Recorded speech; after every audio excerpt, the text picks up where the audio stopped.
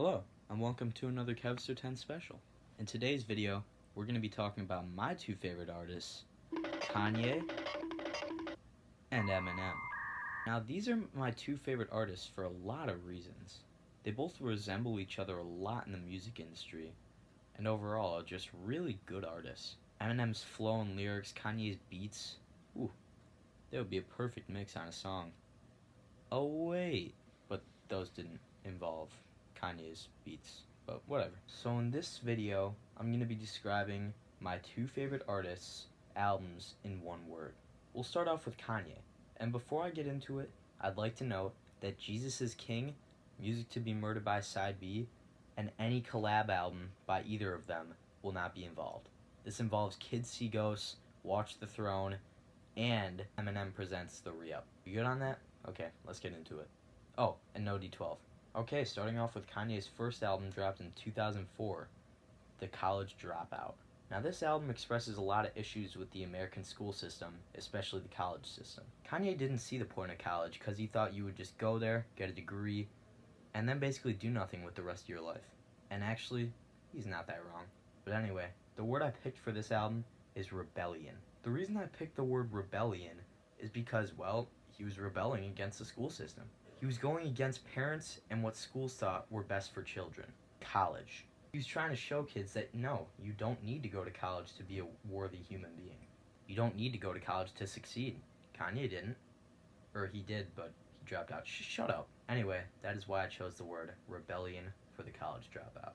For late registration, it's a very unclear word, which is why I'm going to provide a description for it, but I chose the word again. Now the reason I chose again is in the album he seems to be back in college with songs like Heard Him Say and Late. I also chose again because, well, he's back again. It's his second studio album.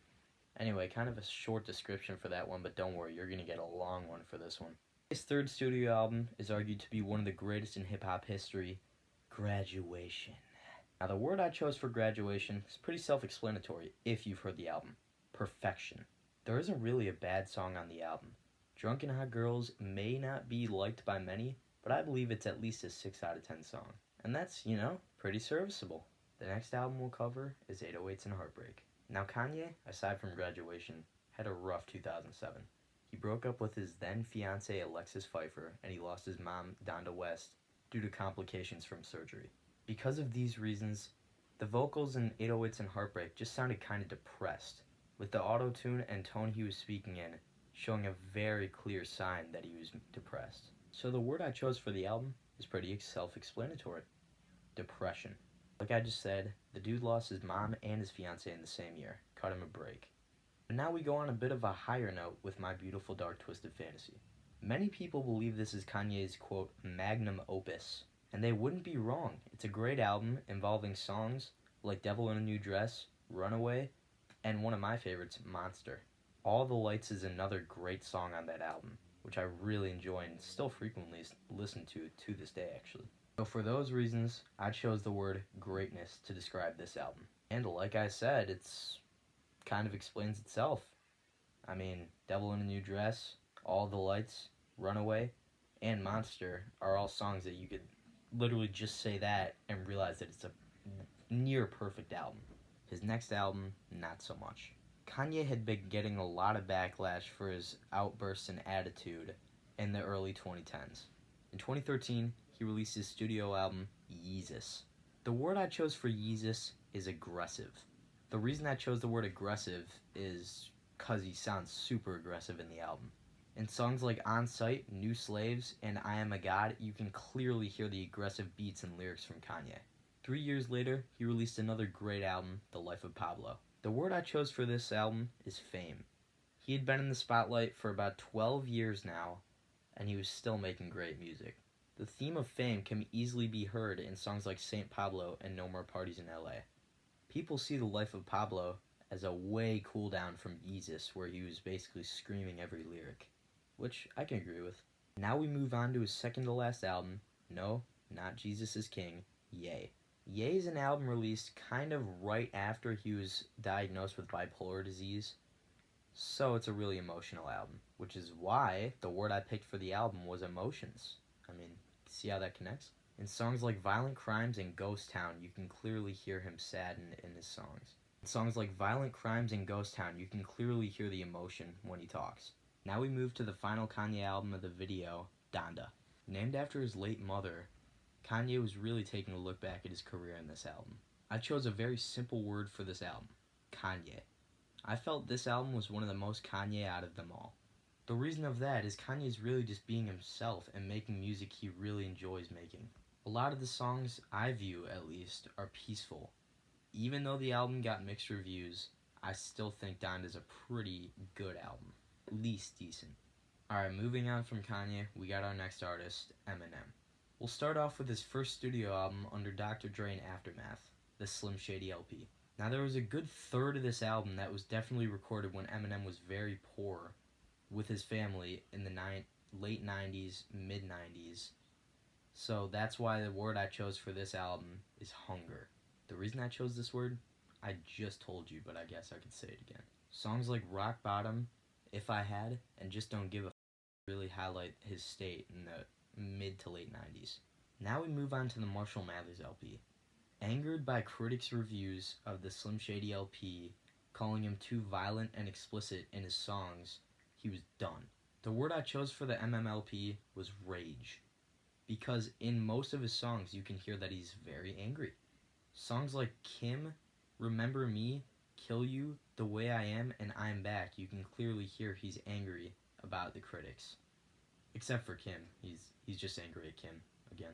The next album is The Eminem Show. Released in 2002, this was a real look at Eminem's life, which is why I chose the simple word, life. In songs like Soldier and Say Goodbye to Hollywood, Eminem really expresses his life and how he's feeling about it at the moment. I mean, he just came out of being arrested and being divorced, so you already know that's going to be kind of an album about life. His next album, Encore, received very mixed and not very good reviews, and there's a reason for that. In 2003, his little brother had a friend over, and Eminem had given his little brother a tape of songs to listen to that were going to be on Encore that were taken by the little brother's friend and leaked. That tape contained songs like Bully, Monkey See Monkey Do, Haley's Revenge, and more. Songs that were going to be on Encore that were great songs that were leaked, so he couldn't put them on Encore. Now he put 2 leaked tracks on the bonus track, Encore Deluxe, which were We as Americans and Love You More, which are both very good songs, I'm not going to lie. But because of the leaked songs, he had to rush and make very bad songs, like Rain Man, Ass Like That, Big Weenie, and My First Single. Okay, Big Weenie's actually pretty good, but the rest are not that good. But we're completely straying away from the point here. The word I chose for this album is curtains. Aside from literally being an album about closing a show, it was an album about closing a show. He was basically taking a bow, shooting the crowd, shooting himself, and the curtains rolled down. Until 2009, where he came back with Relapse. Now, Relapse was met with generally bad reviews in 2009, which I really don't get. It's a really good horrorcore hip-hop album, and if you want to listen to it, go listen to it after the video. Stay right there. The word I chose for Relapse is simple, comeback. He just came back from battling addiction, and he wanted to make a big bang, or splash, either word. And that he did, selling a lot, I repeat, a lot of first week sales. And seeing as Relapses was his literal comeback album, I think it was quite fitting. But his 2010 album, Recovery, was a lot different. Instead of being his regular goofy self, he really matured in this album. For this album, I chose the word transparency because he was being very transparent in the album. He detailed a lot about his drug addiction and his battle, especially in songs like Talking to Myself and Going Through Changes. Next is the MMLP2. It was a great sequel to the original Marshall Mathers LP, where it just kind of reflects on his life, which is why I chose the word review. I think this album is a real reflection of his career and life after his big fame jump, basically, in the early 2000s. He's an old man learning to use the internet at this point. In 2013, we had iPhones out, computers that he was scared to use because he thought that would cause issues, I guess, I don't know. He details this growing up in songs like Legacy and So Far. Now we move to his quote-unquote revival, which the album was literally called Revival, 4 years later in 2017. The word I chose for this album was problems. Now, it's not only because he literally has a problem on every song, no matter if it's about Trump in America or his own life, there's a problem. But there were also problems because it's literally his worst album. There's not much to detail here except for this album was horrible, and songs like Untouchable, Heat, and Tragic Endings kind of prove the point. Chloroseptic remix was good, but the original song was horrible, which is why I chose the word problems. Boy, did he follow up, because in 2018 he released Kamikaze, an album responding to the critical picking apart of Revival. The word I chose for this album is shady, because, well, he went back to shady just for these critics. In songs like Lucky You, The Ringer, and Not Alike, you can clearly hear his revert back to shady. Now we ended off with Music to be Murdered by. The word I chose for this album was Alfred. Now there's a point to this. I know you're probably wondering why it's a name, but I'll get to it, don't worry.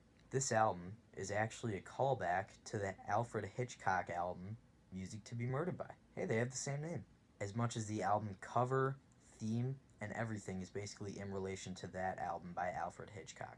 Songs like Little Engine, Leaving Heaven, and all the skits, you can literally hear the theme of Alfred, which is why I chose the word. Okay, that's the end of the video. I hope you liked and subscribed. If you did, thank you very much. I'm not going to give you anything, but thank you. It's free, so you should. And now go listen to Eminem and Kanye, because they are two terrific artists. Thank you, and bye-bye.